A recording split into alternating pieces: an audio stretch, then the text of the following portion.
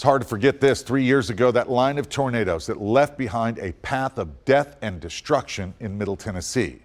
Almost immediately, generous donations started pouring in to help the survivors. Last summer, News Channel 5 Investigates exposed how the organization in charge of getting that money out had no idea where a lot of it ended up and how or if it was even being spent. Yeah, the Community Foundation of Middle Tennessee now has a new president who's overseeing an effort to get a handle now on the millions of dollars that were distributed.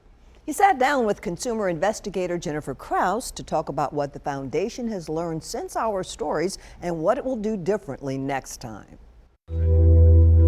Whenever there's a disaster, whether it's a tornado, flooding, or even the downtown Christmas Day bombing, the Community Foundation of Middle Tennessee has been quick to jump in and collect donations from generous Tennesseans who want a way to somehow help. After the March 2020 tornadoes, the Community Foundation took in more than $12.5 million in donations. But last summer, more than 2 years after the tornadoes, News Channel 5 Investigates discovered the foundation didn't really know where all that money had gone. And you don't have a handle on how or even if all of it was spent.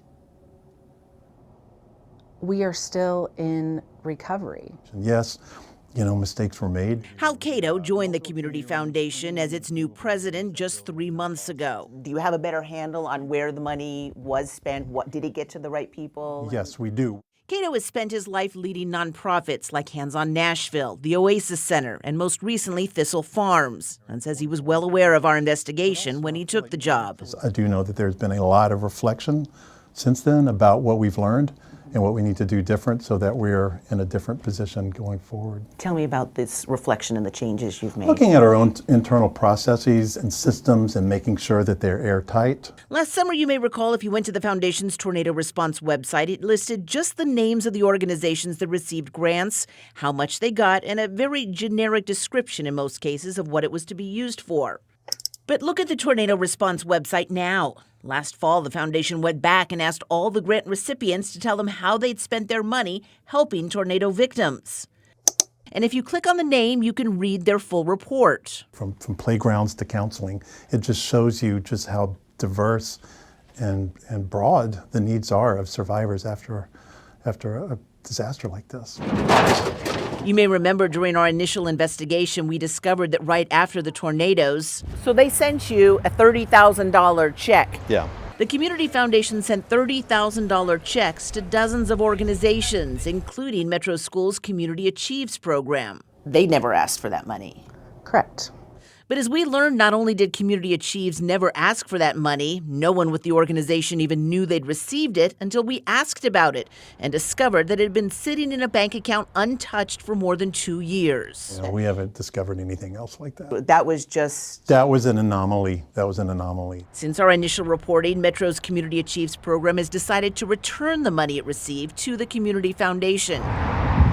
And we've just learned, so has the Holly Street Daycare in East Nashville, which also received one of those $30,000 checks that it too had never requested. Do you think you'll be doing things differently when the next disaster strikes? Absolutely. I think we will be a lot more proactive in terms of creating that paper trail that follows money once it leaves this building.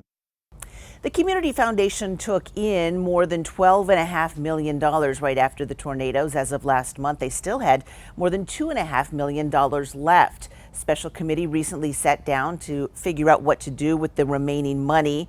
Some of that will go to rebuild or repair 3 remaining homes. Some of it will go to mental health programs. They have also decided to make money available to any churches that had repairs that were not fully covered by insurance. And they're also looking at giving money to several programs that are working now on preparing for future disasters. Jennifer Kraus, News Channel 5 Investigates.